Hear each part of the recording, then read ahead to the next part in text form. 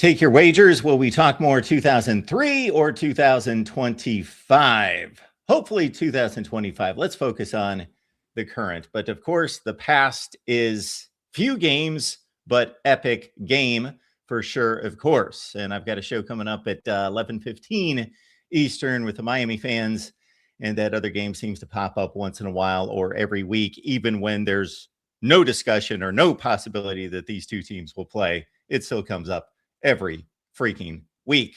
So the Buckeyes and the Hurricanes, of course, get together here once again. Tony Gerdeman right next to me. Buckeye Huddle, the Buckeye Weekly Podcast. Get there. Tony, how you doing? I'm good, thank you. And I'm sure against Chris Gamble at the end of the game there is brought up on in regulation where no pass interference. Also, Chris Gamble catches the ball, but they rule it an incompletion. I'm sure that gets talked about a bunch, and then themselves to victory in double overtime. Everybody has a great time. I'm sorry, just to let you know, Tony, it might be me, so people can let us know. That might be me, but there's some cutout of audio and a lag in the feed. But again, that could possibly be me. Let's see if Steve. Yeah, it was cutting in and out just a little bit, but all righty. Hopefully it'll be all right. Steve, how you doing? I'm doing great, guys. Got Ohio State basketball today that lost cause at 2 p.m.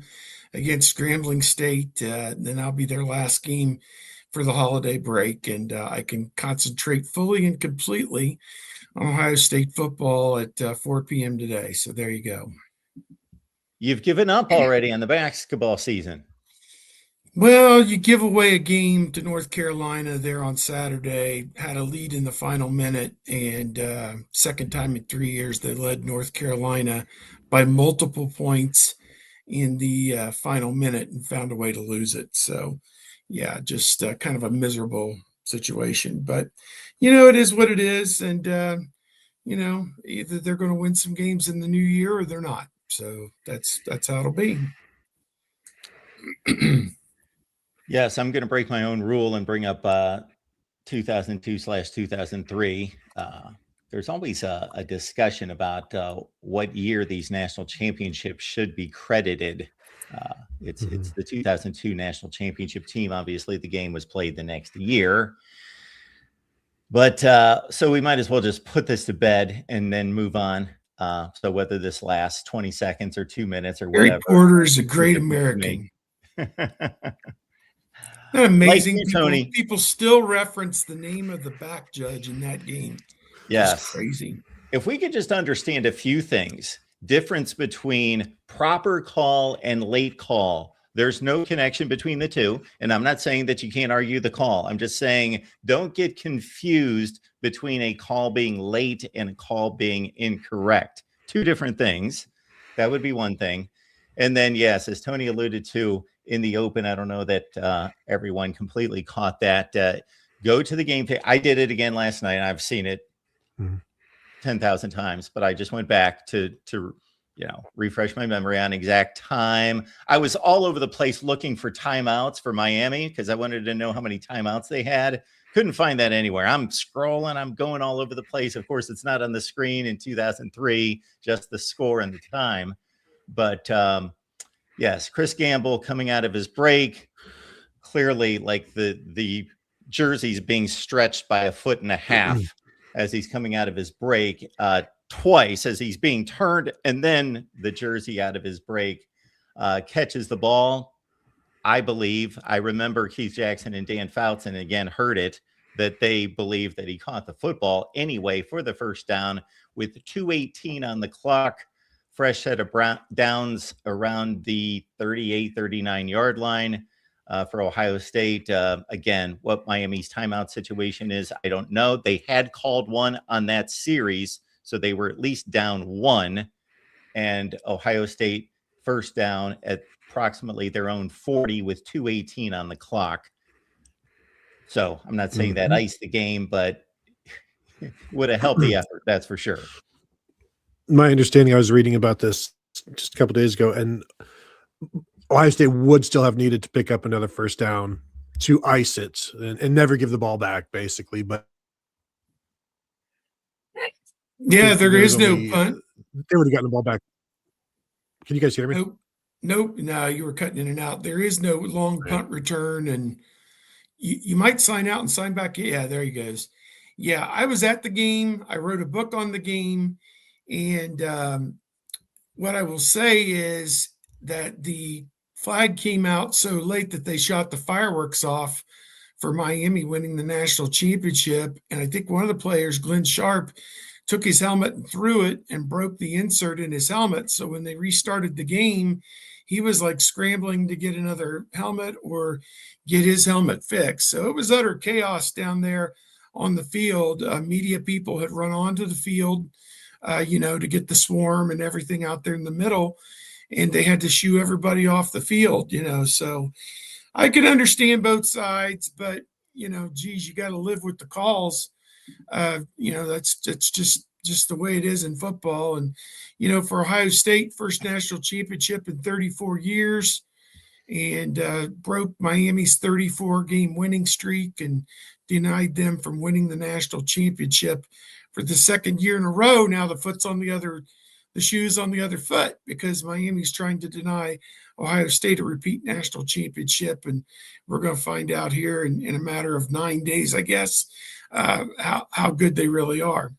And really, the last thing I have to say on it is that, yes, any fan base would be hugely disappointed, frustrated, pissed off, all of those things we could say. Absolutely. Any fan base, every fan base would be pissed off about that.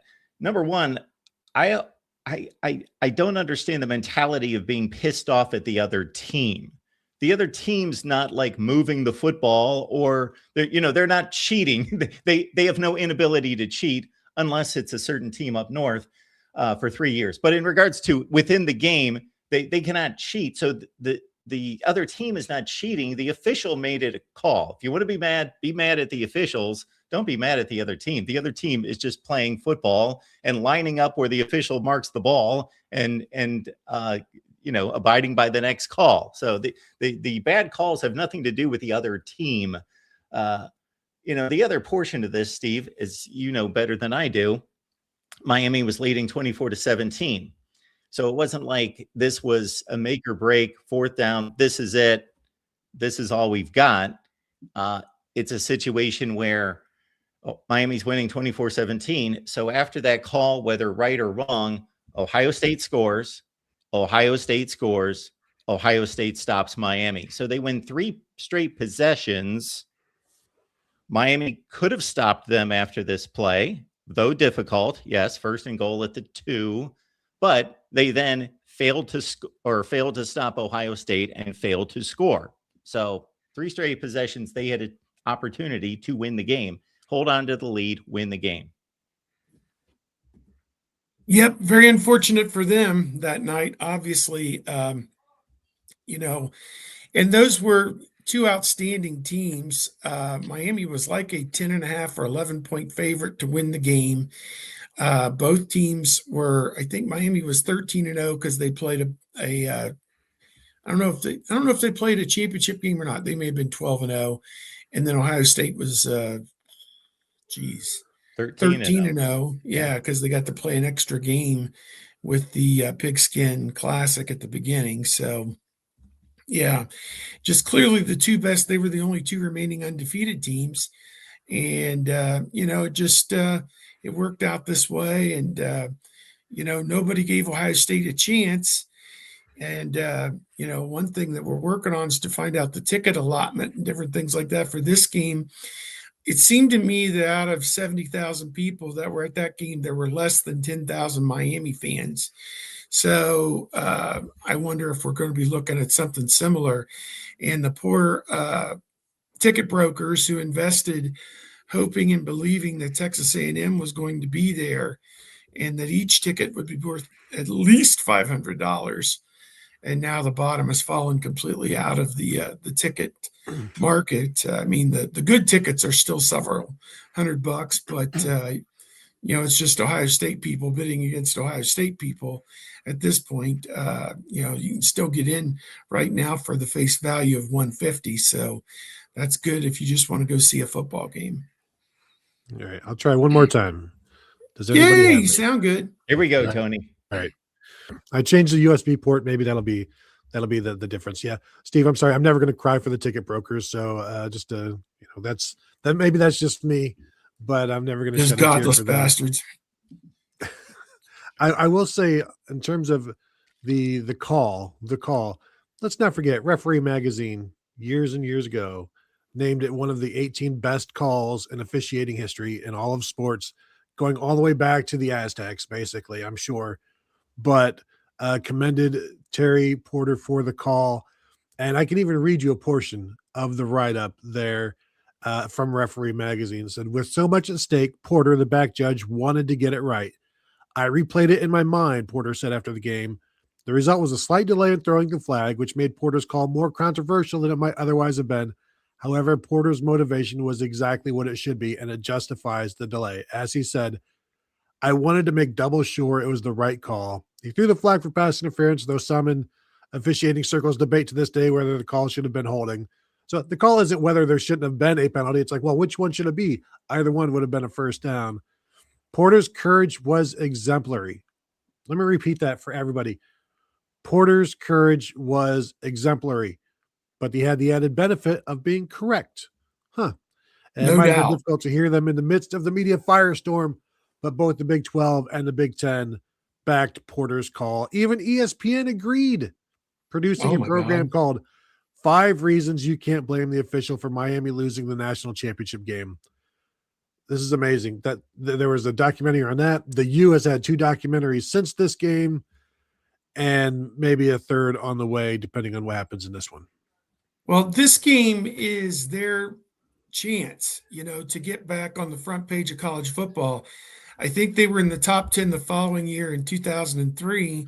And then beginning in 2004, 21 seasons through last season, 2024, no top 10 finishes for Miami, no national championships, where they'd had 5 prior to that. So Ohio State, by contrast, last 20 years, 17, 17 top 10 finishes, 85% of the time. Going to have one this year, and Miami, making the final 8, certainly deserves to be in the final top 10, even with a loss in this game this week. So, or next week. So, to me, this is a watershed moment for Miami. You talk all the tough BS and all the bravado, and we're this and we're that, we're the you this, we're the you that, and it's all been just hollow. It's all been hollow. There's been nothing behind it, nothing to back it up, nothing to support it. Well, a win here is, as Ryan Day said yesterday, testimony that you can do it. Yeah. I will transition unless we have anything else on the game from 22 years ago. With this, yes, I often, when getting in this debate, say, I agree with you. It should not have been pass interference. It should have been holding. And also, to tack onto your statistical run there, Steve, since that game, Miami has played, when you look at playoff games, championship games, BCS Bowls, New Year's Six Bowls, won the 2017 Orange Bowl, where Wisconsin disposed of them by 10 points. Ohio State 24 such games.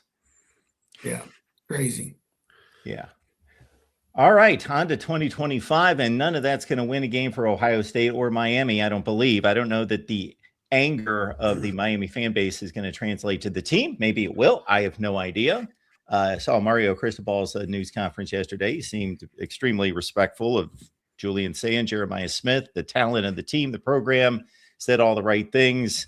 It was actually one of the more transparent news conferences I've seen out of him, because he's usually just, it's like a Bill Belichick kind of answer and move on, get me out of here. But it was a pretty good news conference. So, yeah, they are definitely a threat. They're a talented football team. And it starts with, I guess we'll start with the passing game on the Miami side. Carson Beck, of course, the transfer from Georgia, has had an up and down year. He's either just been ultimate, and this is not a criticism, game manager, like in a good way, or he's had his issues, like against Louisville with 4 picks. I've watched a few games now, and he's second in the nation in completion percentage behind Julian Sayin. But when you watch him in the games, he doesn't seem nearly as accurate as Sayin. Even on his completions, guys have to reach for the ball and then they lose their momentum. He'll still throw some balls up for grabs. He'll throw off his back foot and just, YOLO it. And so he's got all of this experience, but it doesn't always show up in the games. And there's really nothing dynamic about his passing game. He's got good athletes at receivers. Malachi Tony is the freshman slot receiver who can do a whole bunch of stuff. And he's going to be the guy that you have to really worry about because they will feature him in the offense. So the concern is legit there, but there's nothing that Carson Beck does that. I think we got you back, Tony. Keep going. All right. You know what? Yeah, there's nothing he does that Ohio State hasn't seen or can't handle. Yeah. 4 interceptions in the loss to Louisville was kind of his worst night of the year. Otherwise, he was pretty efficient. And I believe he's still number 2 nationally in completion percentage, 74.7% behind Julian Sayin. So on one hand, you say you have 2 efficient passers, but on the other hand, 2 great defenses. So it's going to be that game that they just played against Texas A&M was one of the most maddening football games you'll ever see. Was it scoreless at halftime? And then finally a field goal went through the uprights in the 3rd quarter and another one early in the 4th quarter. And then finally Miami broke through for the touchdown to win it. So had a nice drive and put the ball in the end zone with kind of a little sugar pass there to Malachi Tony on the coming in motion, and he beat everybody around the corner.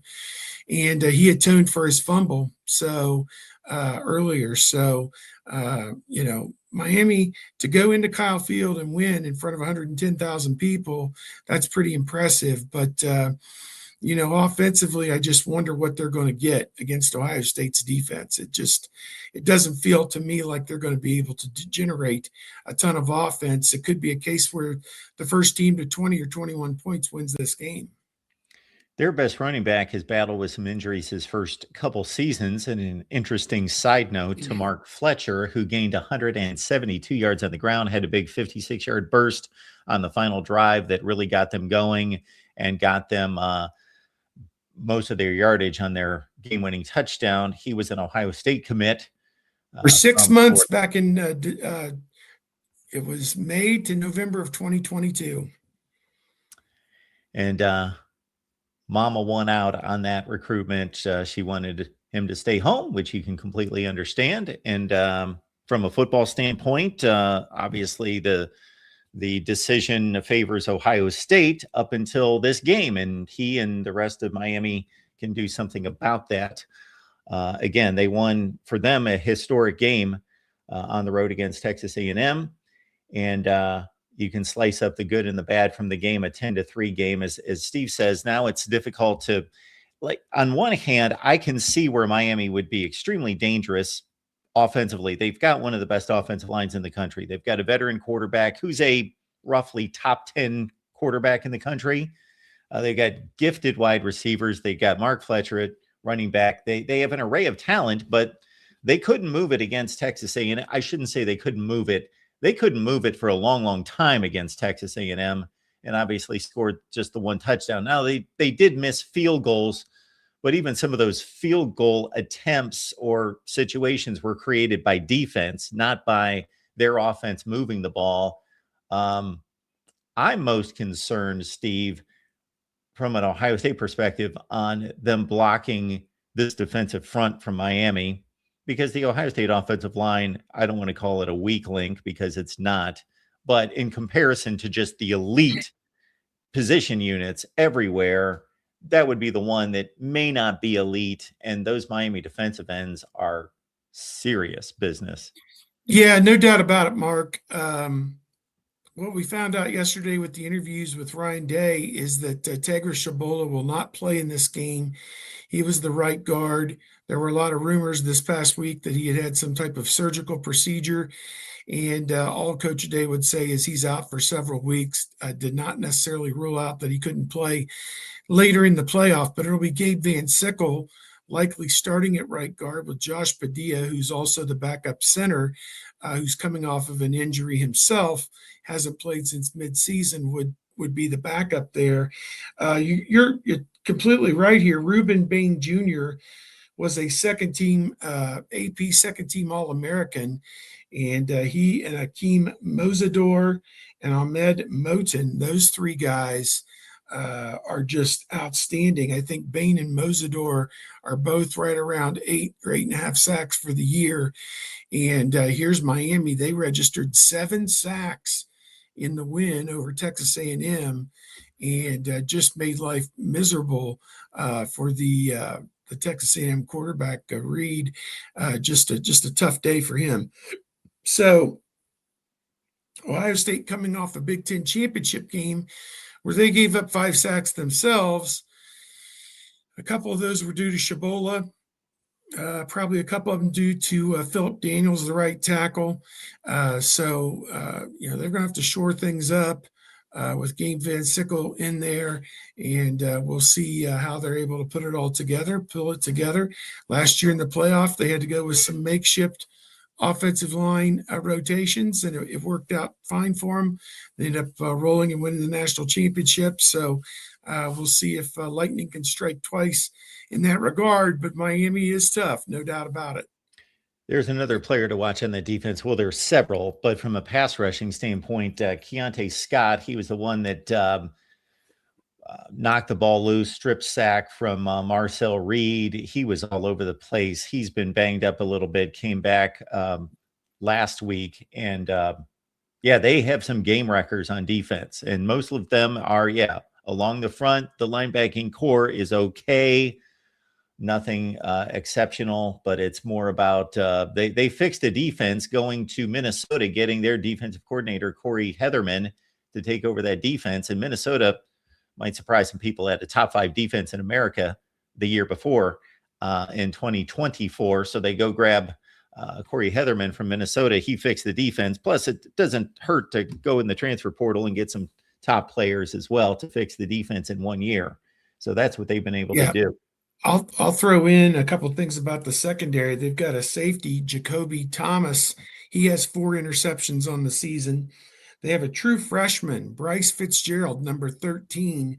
He had 2 interceptions in the game against Texas A&M, including one in the end zone on the next to last play in the final seconds to cinch the game for Miami. He now has 6 interceptions on the season after having 2 in that game. Damari Brown is another guy. He's great in run support there. And you mentioned Keontae Scott. He's just a big corner. So he's going to challenge Jeremiah Smith and Carnell Tate. And it's kind of strength on strength in those matchups. And we'll see who ends up winning out with that. But a very good secondary. I can remember last year at this time, we were talking about Tennessee had this guy who was good, and then Oregon had this guy who was good, and then Texas had these guys who were good. Notre Dame had this guy who was good in the secondary, and Jeremiah Smith basically torched them all. So that's the Jeremiah Smith that Ohio State needs to come out and play in this game next Wednesday evening down in Big D. Yeah, not to mislead anyone on Keontae Scott. Yes, he is a corner, but they use him on blitz packages and so forth. And yes, he's a great play, no doubt. Yeah. So, they have certainly, Mario Cristobal, say what you will about him, and game management has not been his strong suit. Maybe it's a little overplayed based on some just egregious errors that he's made, that's, thrown out there for like, this guy can't coach and every game's a disaster. And that's nothing like that, obviously. But there's been a few low points for Mario Cristobal, but the guy can recruit. my goodness, he's a great recruiter. And that's why they've been able to fuel this thing from 5-7 to 7-5 to 10-2 to 10-2 with a playoff appearance. Yeah. I don't think Oregon wanted to lose him, did they? I mean, he had been there 5 years and was doing reasonably well in the Pac-12 before it disbanded. But he saw the opportunity to come back home. He's a former Miami player. And Miami, as we outlined earlier on the show, one of my recurring themes has been wandering through the wilderness for over 2 decades. So it's time for Miami, to borrow a Colin Cowherd term, one of your former cohorts there at the Worldwide Leader. Baseball is just better when the Yankees are good, and football is just better when the Cowboys are good, and college football is just better when Miami, Florida is good. So there you go. Yeah, anyone, Steve, our age and younger, just would never know. They would have no idea. Oh, they got neat uniforms. I couldn't understand why their helmets were like so similar to the Miami Dolphins. And it was funny, like they both played at the Orange Bowl and they had the white helmet in the middle. And after the game, they would just go out and paint over the stripes and put down the Dolphins logo. I was there when Ohio State played Miami in 2011, the Fickle year. They went down there with Joe Bauserman as the quarterback, and they got beat 24-6. And Braxton Miller came in and finished the game, and then he started every game after that, I believe, for the most part. I think there may have been one the following year with Urban, or the year after when he was dinged up. But at any rate, that was the game that was the final straw on Bauserman. But we were there so late after the game that it started pouring down rain, and they were having a Miami Dolphins game at 1:00 the next day. And this poor guy is out there in the pouring down rain trying to paint over the Hurricanes helmet to put down the Miami Dolphins helmet in the middle of the field. And I'm like, how do you do that in the rain? But, I guess they got those little stencils that they use, and I was at the Metrodome one time, same principle with Minnesota Golden Gophers playing on Saturday and Vikings playing on Sunday. And what they did with the AstroTurf, they just unzipped it and they rolled up both end zones that had the maroon Minnesota, and then they put in the new one that had the purple Vikings on it and zipped it in, and voila, you've got an NFL field all of a sudden. So yeah, it was kind of neat to see those changeovers from one to the other. Yeah, it sounds, based on our discussions through the years, Steve, that you may have become, correct me if I'm wrong, a college football fan a little later than I did, even though we're basically the same age. So like the 1978 season's the first one I remember, like start to finish. Yeah. I was just telling somebody the other day, 1977, I remember the Michigan game. I remember the Sugar Bowl, but 78 was when I was first locked in every game, listening to it on the radio if it wasn't on TV. And Miami was nothing, of course. And then Schellenberger went in there, basically saved the program. They were thinking about shutting down the football program. He takes it over. And even as early as 1980, they were a force. They went 9-2, won a Peach Bowl.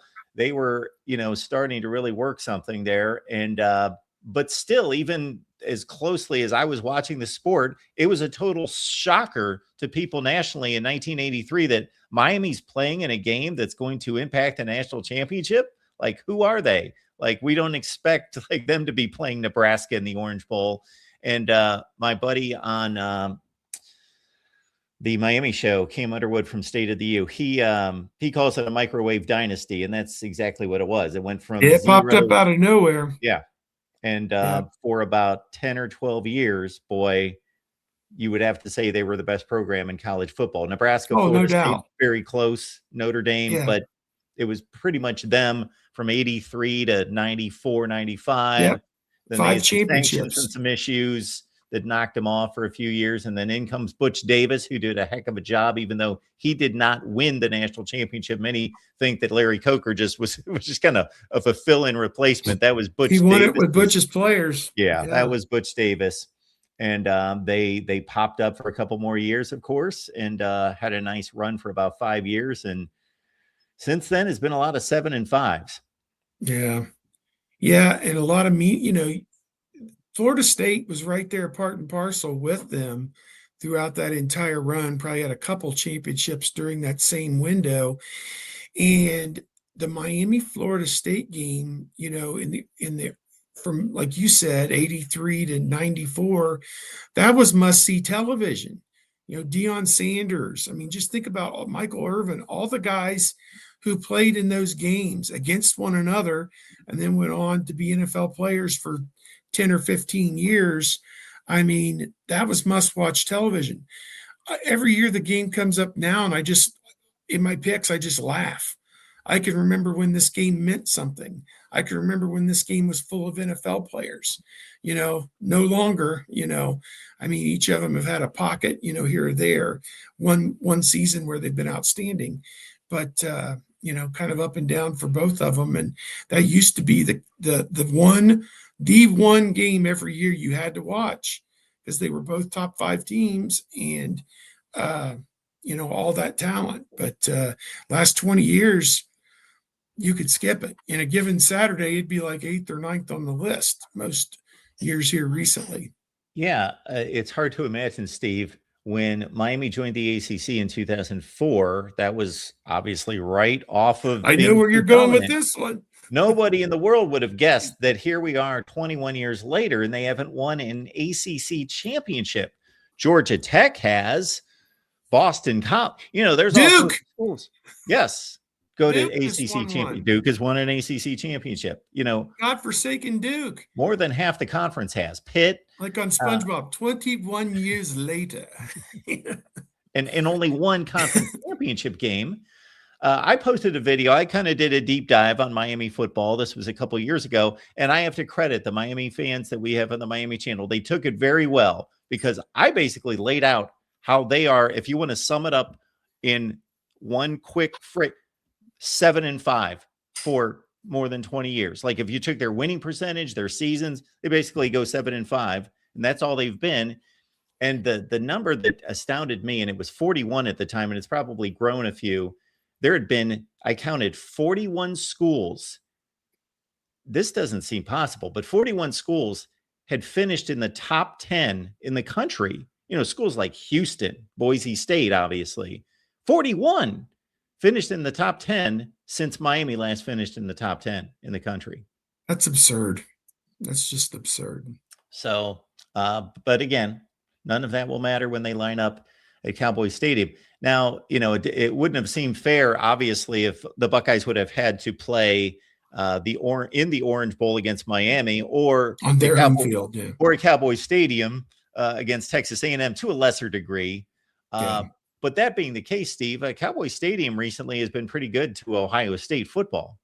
Yeah, do they have a loss there? I don't think that they do. I think it goes back to the TCU game, right, in 2018. Yeah, TCU. I want to say they beat USC there in a Cotton Bowl. Yes. They beat TCU in the regular season. Well, they lost to Missouri, I guess, 2 years ago. Yeah. When McCord left the team and Devin Brown got injured, and Lincoln Kienholz had to play.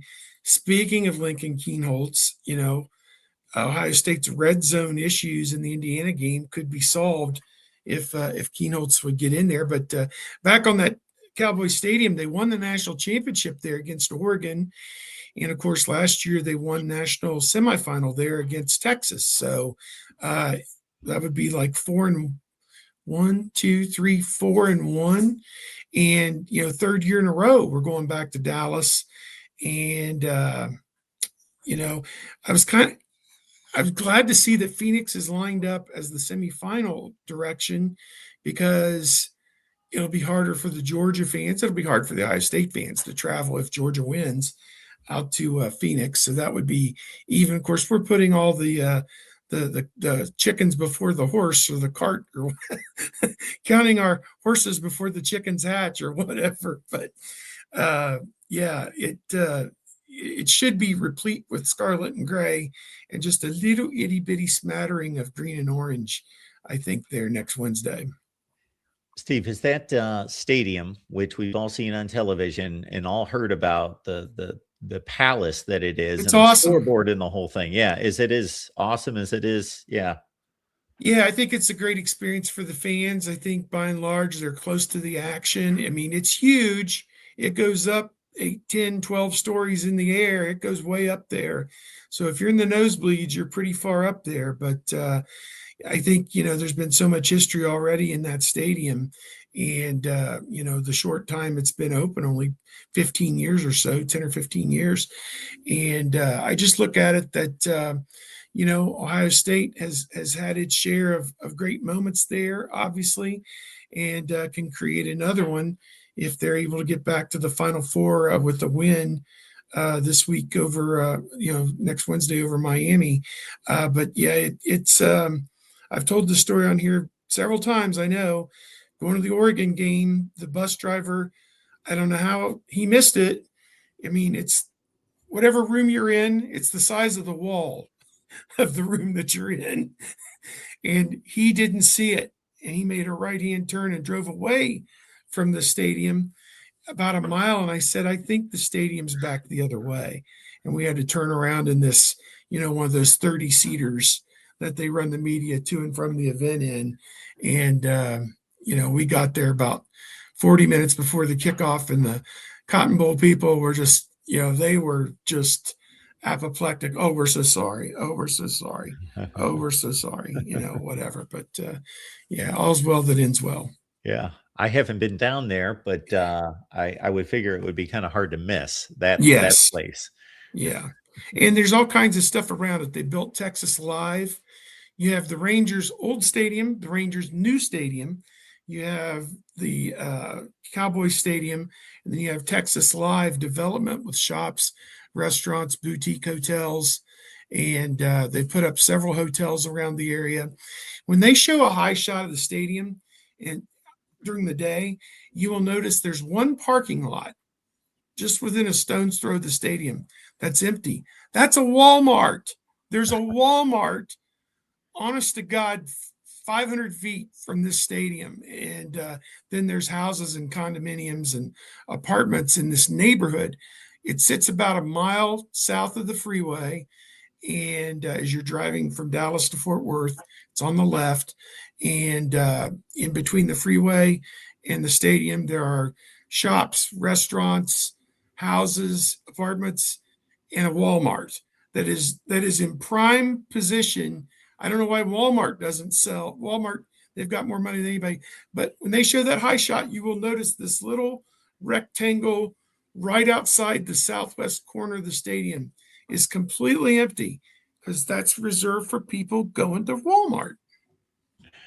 Yeah, I don't want to go down a rabbit trail, but you bring up the Rangers two stadiums, and we're two old, huge baseball fans. That other one was only built in like 94 or something. I know. It just reminds me of how old we're getting, Steve. But it was outside in the Texas heat, and that was an issue. Yeah. It just reminds me of how old we are, because it was one of those that we all as baseball fans kind of gasped, and it was like one of those with Camden Yards led the way, and then all the other stadiums were built in that old I think style. it was called the Ballpark at Arlington originally. Yes. Yeah, and then Globe Life has the naming rights to one or the other. I'm not sure. I was racking my brain to try to figure out their previous stadium, what it was called. It was like a glorified, like minor league stadium. Oh, yeah, Arlington Stadium. Yeah, it was a Arlington Stadium. Yeah. I mean, I never saw it in person, but you could tell from the photos that it was yeah. no frills. Yeah. And then they get this state-of-the-art thing, but it was still outside. People would wonder, why are they playing Sunday night games down there? This was before ESPN was doing the Sunday night baseball. It's because it's 105 degrees down there during the day. That's why they're playing at night. Absolutely. Steve, I'll phrase the next question this way.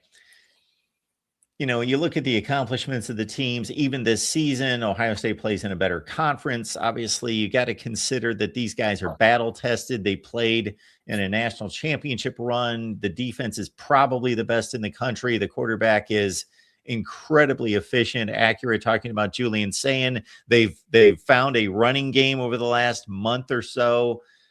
This team just seems, and even though they tripped up slipped up against Indiana. We understand that. They were this close to winning that game versus Miami. And we could go through that.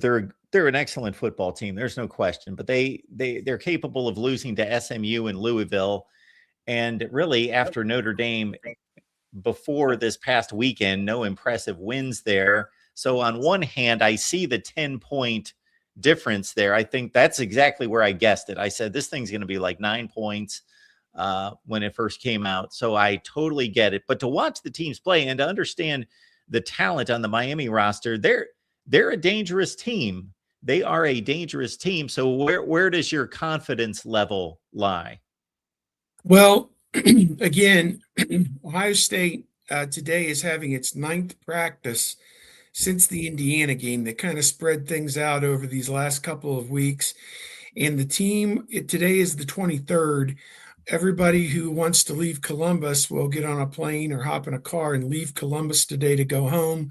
They'll be able to stay at home the 24th, 25th, and then come back to Columbus and report by 4 o'clock for practice on the 26th, and then turn around, load up the jet, and they are going to Texas on the evening of, actually, I think they're going down there on the 28th. My bad, I got the days confused.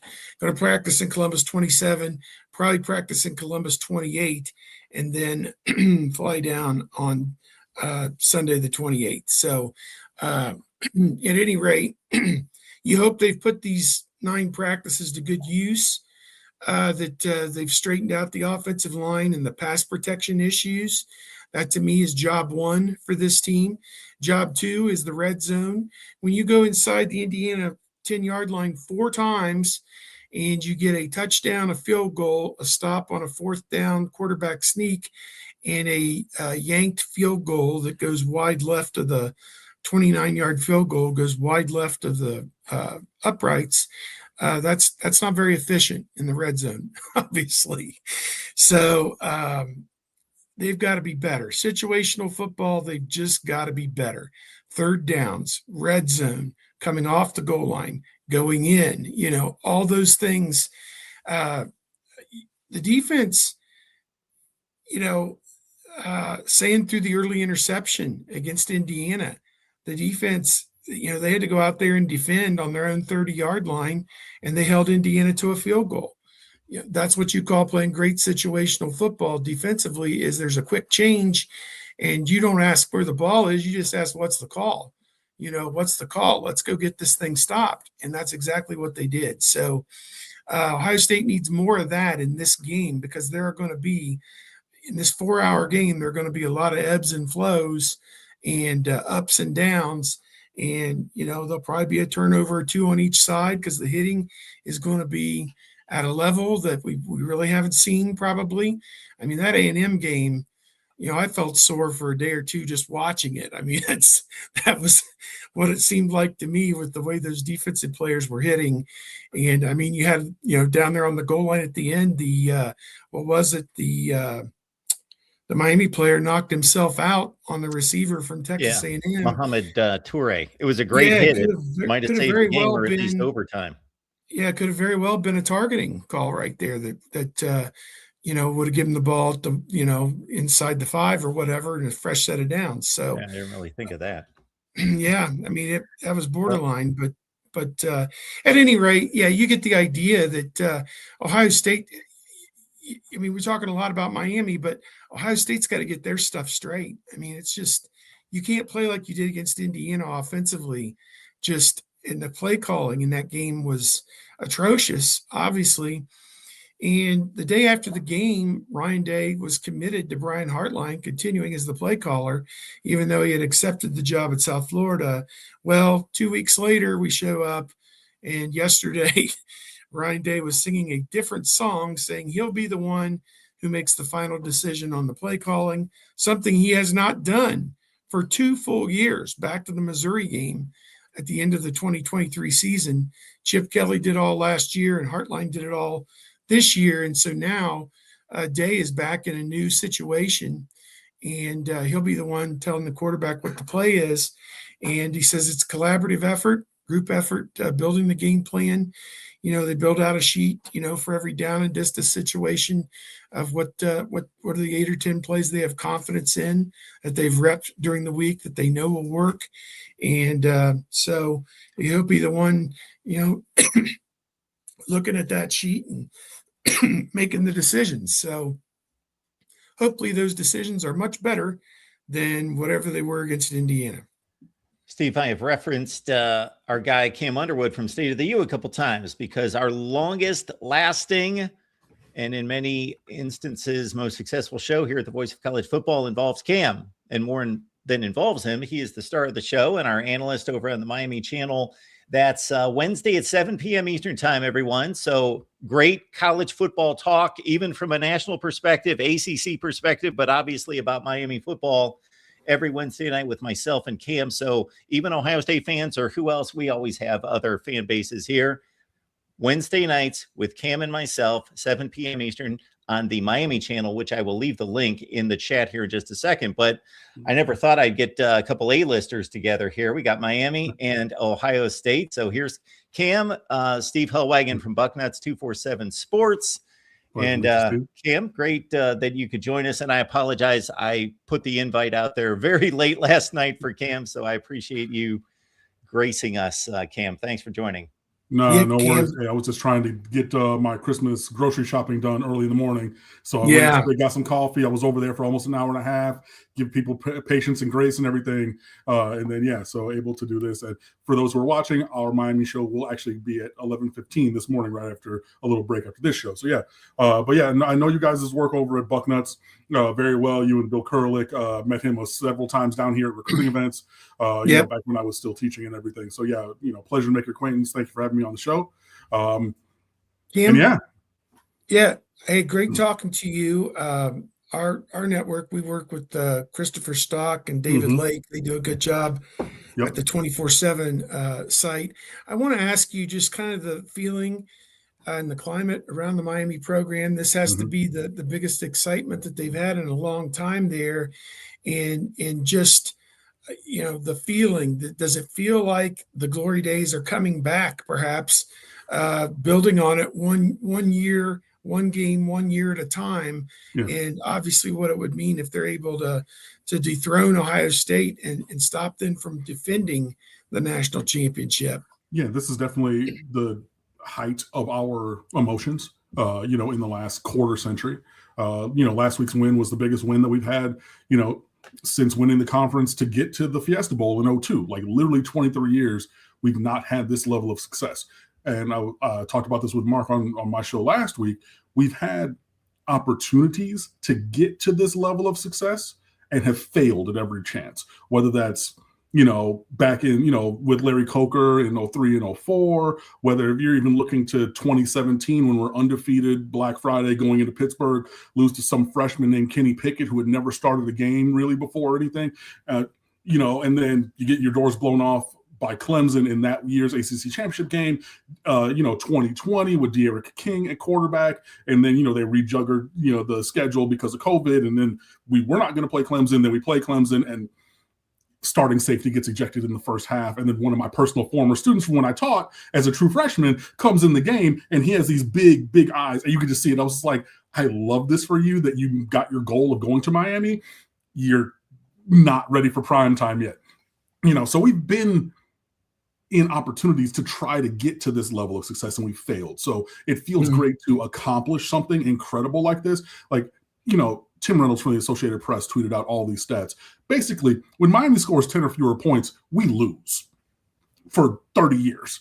Pretty much. I think it was like 7-93 or something. I mean, it was like some crazy number. It's rare. Especially on the road. But we did that. So, and especially coming off of what last year's defense looked like. So, emotions are really high. I just watched the cinematic highlights from that game, and it was incredible, and I love that. And I'm still personally enjoying that win. The team is already focusing on, moving forward and everything. Like, we've already started our content over at stateoftheu.com for that. But, it feels great for sure. Cam, I'll ask you, the two losses, they had Louisville 24 points SMU 26 points in overtime. Those teams obviously had a little bit of success, and obviously Miami helped Louisville quite a bit with the 4 interceptions by Beck, giving them good field position on several of those. But just what is it that those teams, and maybe anybody else, I didn't see any other 20s, I don't think. What have teams done who have been successful moving the ball against Miami? Because it looks like it has not happened very often. There's been a couple of games where they've actually been successful moving the ball. But, definitely a bend, don't break defense. We definitely have a big play defense, whether that's defensive line owning the opposing offensive line like you saw against Texas A&M, whether that's in the secondary, Keontae Scott, superstar, absolute superstar from the nickel position. It was really so for SMU up tempo and kind of just they hit a bunch of 50-50 kind of shot plays, which is unfortunate, but it's just the way that things work. And they out-schemed us a couple of times to move the ball a little bit. And they were aided by some really, really, really bad penalties. I don't like to talk about refs like that, but it was really impactful to the result. But 20 points through regulation, their final 3 points to force overtime was, I think they had 35 yards of penalties gifted to them on that drive on some very questionable calls. So, there was that. And then they get they just ran it down our throats in overtime. For Louisville, it was simply, we have 2 guys who are faster and more athletic than your guys in Isaac Brown, the running back, and Chris Bell, the wide receiver. And especially Chris Bell, all they did was shallow crosses on mesh, and they put him and we had one-on-one with O.J. Frederick, one of our cornerbacks. And Louisville just said, hey, Frederick cannot run with Chris Bell. And people forget the lateral stretch of the field is 53 1/3 yards wide. So if I'm starting almost on the sidelines, you got to run a 40-yard dash to get to the outside of those numbers. Yep. You can't run with him. Boom, done. And you watch both of his touchdowns, that same concept, that same execution, that same exploitation. So there was that in a couple of instances. We did kind of fix some things with our rotation, and then Frederick did miss some time. The other game that really was the outlier, we didn't allow much rushing yards across the season. Yeah. Except Virginia Tech ran it down our throats. 7th nationally, 86.8 yards before the A&M game. Right. And that's even in hold on, let me go look, because I want to get the number. So even with this outlier performance, that was 7th nationally, that included 194 yards on 5 1/4 a carry to Virginia Tech for a team that we knew could not throw the ball. Right. So there was that. So, but yeah, really it was exploiting some individual matchups in those other games, coupled with, it's almost like, the cartoon when the boat is sinking and there's one hole of water and then you plug it and then there's another one and then you plug it and then another one. So that's kind of been the Miami defense. There's not been one consistent thing that people have exploited, but there have been individual issues pop up, different issues in different games. Mm-hmm. I've just asked about how confident are you? Here's Beck, 3 years as a starter, 2 at Georgia, 1 at Miami. So that's probably equal to 35 games he's played from start to finish. He missed the playoff last year, as we know, because he got hurt.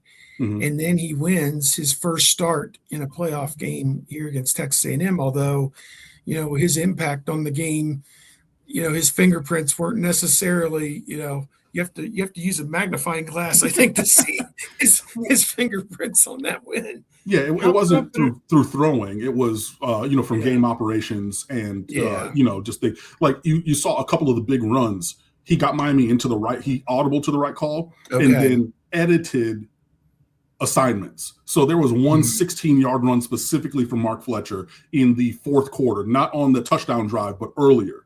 It might have been the 2nd quarter, but he came to the line, had the play, saw the defense, and said, wait, CJ Daniels, wide receiver, come insert here between the right, in the backfield, kind of at a wing, but between the tight end and the right guard. Insert there, go block there. Yeah. Bang, 16 yards. So it wasn't it wasn't, 800 yards passing and 12 touchdowns, but he was still a steady hand and everything. And I think to your point, we're going to need him to do some numbers in the passing game, unlike what we saw against Texas A&M if we're going to have a chance against Ohio State. Yeah, what I'd throw in is here's Ohio State coming off of a loss. And the offense obviously didn't play very well to only score 10 points, but the defense played lights out. Yeah. Here's Indiana was averaging 44 points per game, and they got 13. And Ohio State's defense gave up a couple of chunk plays, just beating on deep balls, and then one bad penalty. It wasn't a bad call, just it gave Indiana life, a 15-yard penalty. Those three plays essentially were the ball game because Ohio State's offense couldn't score, and the 2 or 3 plays that the defense gave up, spelled defeat. As it turned out, you don't pin it on the defense, but just your if you've watched Ohio State's defense, just your confidence in being able to establish the run. And as you said with Beck, as needed, okay, it's 3rd and 8, go get us this. Is he going to be the guy that can do that? I mean, that's really going to be the key. Both of those are going to be keys to the game. The Ohio State defense is one of the best in the country. And from this point forward, I really feel, well, actually, once we made the playoffs, once that announcement was made. Yeah, everybody. Right. Well, there was this that. This is the creme de la creme, other than the 2 group of 5s. But yeah, but specifically for Miami, each game that we play is going to be against the best team that we have played. Yeah. And I think you saw that against Texas A&M. I said that we were basically mirror images of each other. That bore itself out to be true. That was our talk last week, Mark. Right. A couple players made some plays, both of them true freshmen to win the game. Cool. You're going to ramp that up even higher. I mean, if you look at the talent acquisition, if you look at the blue chip ratio, if you look at the excellence of the coaching and the performances and everything, like I said, I know Bill Curry, or I don't know him, but I've met Bill Curry like many times as a recruiting writer because that's where I got my start in blogging. I used to be a teacher at a high school at Miramar with like Geno Smith and those boys, and I would go to all the events and everything. So I know all of these players. I follow recruiting incessantly. I know everybody on your team, and that team is stacked with talent. So even if you don't necessarily have the X's and O's, the Jimmies and the Joes can overcome that. So it's really, really, really going to be incumbent upon Miami to raise the level of their performance to meet that moment, because I think if you go first 22 on both teams, like starters on both sides, I would still give Ohio State a slight advantage, but I don't think that it's like ridiculous. Where you really get challenged for Miami is when depth comes into the game, because it's going to have to, right? So say you have Mo Toure comes out of the game. Now you put Popo Aguirre in at linebacker, who's fine. I think that he can play here, but he's not a star here. And like that might be something that Ohio State takes advantage of. You know what I mean? Like we have talented receivers, but when you go to the bench, there's a true freshman, there's another true freshman who unfortunately is going to be out for the year with a foot injury, and like things like that. And it's just like, well, Keelan Marion did well, and he's a great blocker. I saw somebody had the comment of like the blocking of the receivers. That was really, really, really incredible work by them. But like, where's the impact play against an elite All-American cornerback, for a JoJo Trader, for a Keelan Marion, for a CJ Daniels who's trying to make money for the NFL? So yeah, running the ball is going to be essential. I think that you're going to see, hopefully we have more than 47 offensive plays against Ohio State. So then you can get some reps for your Marty Brown, who was the FCS Freshman of the Year, the Jerry Rice Award winner at North Dakota State when they won a national championship last year. Gerard Pringle, who's the explosive speed back, who if you give him a crease, he can take it 90. Maybe you have more opportunities for those guys to then get diversity in the run game to have some success, but you're going to have to possess the ball a little bit more, convert some third downs, and have a higher play count, because I mean, yeah, it was a slugfest against A&M, but the worst offensive showing in terms of plays, in terms of yards per play, in terms of yards per completion. I mean, just everything. It just needs to step up, and it's going to be a yeoman's task against a very, very good defense. Mark, I'll throw it to you if you have anything. Well, Cam and I get to mix it up for an hour, and we mix it up every week. I think we got it covered from this perspective. I'll Okay. certainly pepper him with all sorts of things, because this matchup, just to be blunt about it, and I kind of phrased it to Steve, I can see why Ohio State is a favorite. Obviously, they're going to be a favorite against anybody in the country, even though they lost to Indiana. That's just what Vegas tells us. But when I watch the teams and understand what the talent is, everything you just described, Cam, in terms of the first 22 and then after that, is kind of where my head is at, in terms of they're going to be just exceptional athletes, freakish athletes, great players on both sides. Yeah. And if Ohio State can't block those two DNs and that entire defensive front, it is going to be serious trouble.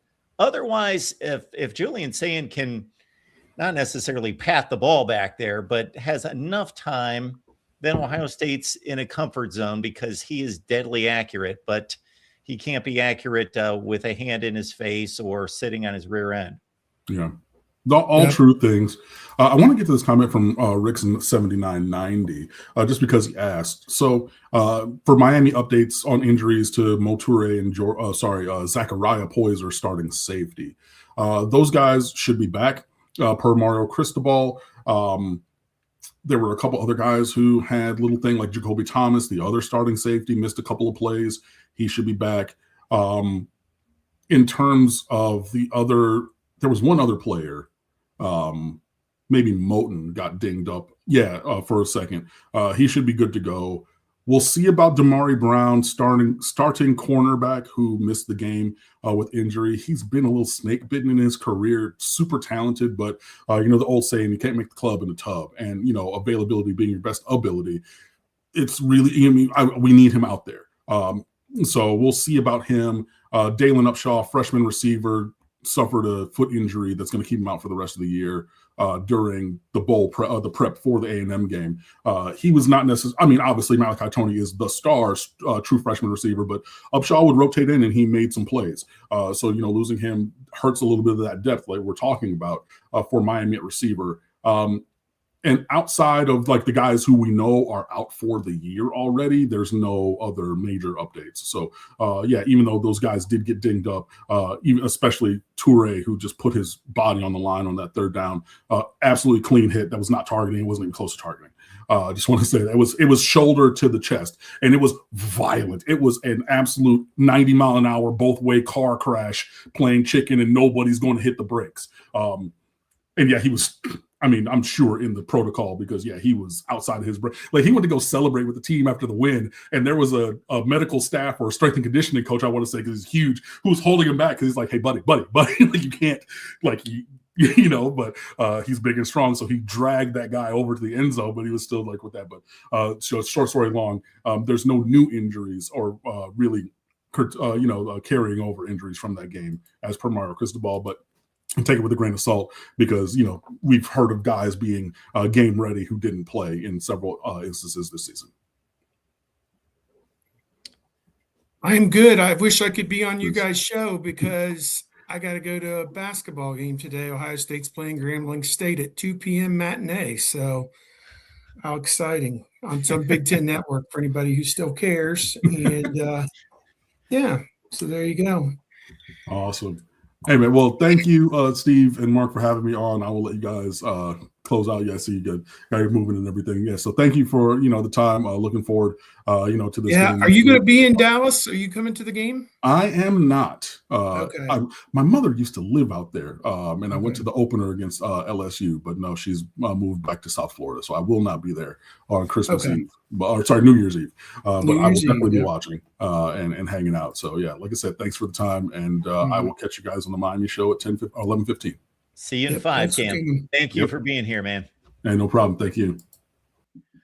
All right, Steve, that about wraps it up for us. All Thanks right. for making this happen as always. Unfortunately, Tony had some tech issues that prohibited him from staying on, but we made it through.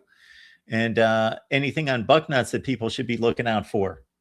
We covered the interviews yesterday with our story with Coach Day, talking about the play calling. Also, the shakeup on the offensive line with Gabe Van Sickle. We had a story about that. And Jeremiah Smith talked about his quad injury that he had that cost him the game before Michigan. I think that was Rutgers, I believe, that he did not play in. He played a few plays in the UCLA game and then kind of came out. He wasn't doing very good. He was hobbled. And they said it would take 3 to 4 weeks for him to get back, and he got back in 2. And Coach Day said he told Jeremiah, you need to will yourself to full health. And he said the amount of work that Carnell Tate and Jeremiah Smith did to get ready to play against Michigan was unbelievable. And everybody, on the training staff deserved credit as well. So all that came out of the interview session that we had yesterday. And as I said, all those interviews are up. They're in the comments section below our main story on Ryan Day taking over the play calling.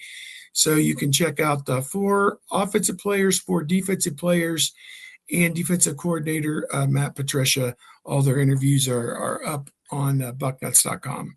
Ryan Doss must have posted this 45 minutes ago. So my apologies to Brian. Thank you so much for your contribution here. So Ryan is gifted 10 memberships to the Ohio State channel here at the Voice of College Football. And down on the ticker below, you see where you fit in regards to the various membership tiers and the Block O Club. So Ryan, thank you so much for that. I apologize for just getting to this now. I teed it up about 18 different times, and then the conversation ensued. So Ryan, thank you so much always for your contributions and for being here, loyalty, and we appreciate you and everyone else. Let's see. Yes. Merry Christmas to everyone. Happy holidays. Hope you can enjoy the holiday season with your family, with your friends and loved ones. So yes, Merry Christmas to everyone. And thank you for being here for the show each and every week. All right, Steve. Yep. Take care, everybody. Thank you so much, Steve. We'll see you soon. Bye-bye. Bye. We've got the Miami show starting here in about 5 minutes with Cam Underwood. So more of Miami, Ohio State breakdown. That's on the Miami channel. I posted the link in the chat. Miami Hurricanes Live. Of course, it's all going to be about Ohio State, Miami, and we will see you in 2 or 3 minutes.